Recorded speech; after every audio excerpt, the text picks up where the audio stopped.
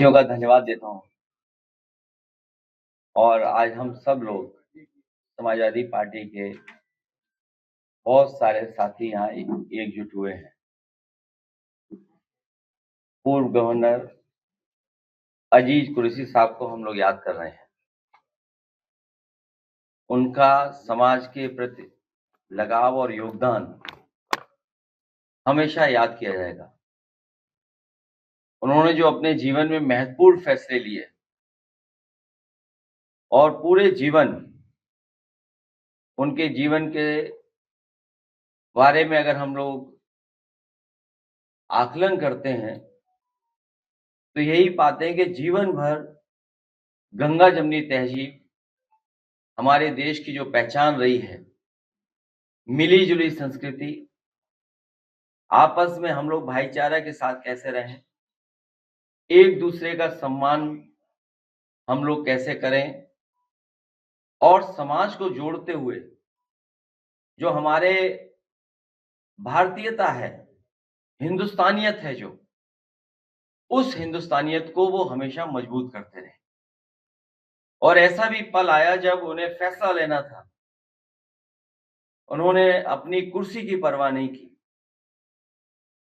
उन्होंने अपने पद की परवाह नहीं की और उन्होंने एक ऐसा फैसला लिया जो बरसों बरसों से रुका पड़ा था।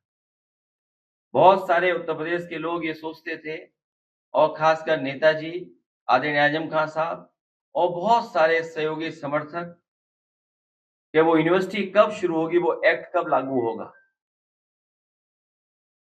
हमें खुशी हुई इस बात की कि जब वो लखनऊ में आए तो उन्होंने वो ऐतिहासिक फैसला लिया और उसका परिणाम ये हुआ कि रामपुर में मौलाना जौहर उनके नाम पर जो आदरणीय आजम खान साहब यूनिवर्सिटी बना रहे थे वो बन करके तैयार हो गई और एक्ट पास हो गई। जो दस्तखत कोई नहीं कर रहा था उसके लिए उन्हें बहुत जोखिम उठाना पड़ा। उन्हें अपने राजनीतिक सफर में भी बहुत सारी चुनौतियों का सामना करना पड़ा, लेकिन वो उनका व्यक्तित्व ऐसा था, वो अपने सिद्धांत के पक्के थे। उनका अपना सिद्धांत, उन्होंने अपने सिद्धांत से कभी समझौता नहीं किया। उन्होंने जीवन भर सेकुलर फैब्रिक कैसे मजबूत हो, भाईचारा कैसे बढ़े, उस दिशा में वो काम करते रहे। आज हम उन्हें याद कर रहे हैं।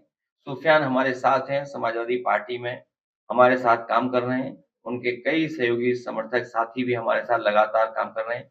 मैं उन सब का बहुत बहुत धन्यवाद देता हूं कि आज पार्टी कार्यालय में उनके सहयोगी साथी और सुफियान सब लोग आए हैं। आदरणीय अजीज कुरैशी साहब को हम लोग याद कर रहे हैं, उनके योगदान को याद कर रहे हैं। बहुत बहुत धन्यवाद।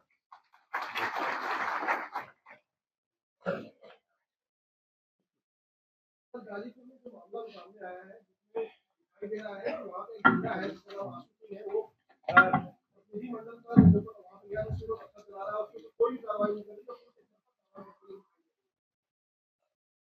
हालांकि हमारे साथ मंच पर गाजीपुर के जिलाध्यक्ष पूर्व मंत्री ओम प्रकाश जी, विधायक हमारे साहू जी और काफी साथी हैं।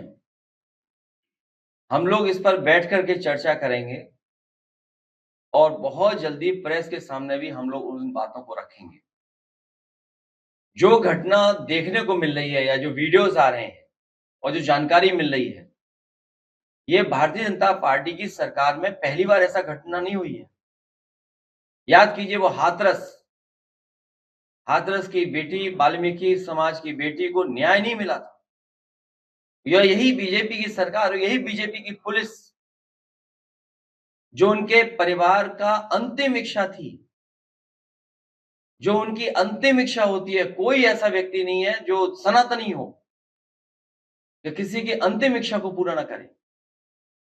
और मुझे याद है, मैं उस समय बाहर था, रात के लगभग 2:30 बजे मैंने फोन किया था जिलाधिकारी को, कम से कम इसकी अंतिम इच्छा पूरी कर दो परिवार की। लेकिन प्रशासन और सरकार के इशारे पर वो अंतिम इच्छा पूरी नहीं की गई थी, याद होगा आपको। हाथरस की बेटी को न्याय दिलाने के लिए कोई राजनीतिक दल नहीं बचा जो सामने ना आया हो। हर राजनीतिक दल, हर समाज के लोग आगे खड़े हुए थे बेटी को न्याय दिलाने के लिए, लेकिन इस सरकार ने कोई परवाह किसी की नहीं की। ये सरकार इनह्यूमन लोगों के हाथ में है, अनडेमोक्रेटिक लोगों के हाथ में, सिविलाइज्ड लोग नहीं है इनके साथ। इन्हें कोई लेना देना नहीं है किसी की भावना से। और उस घटना के बाद जिस तरीके का व्यवहार हुआ है, पुलिस और प्रशासन ने मिलकर के टारगेटेड समाजवादी पार्टी को कैसे बदनाम किया जाए,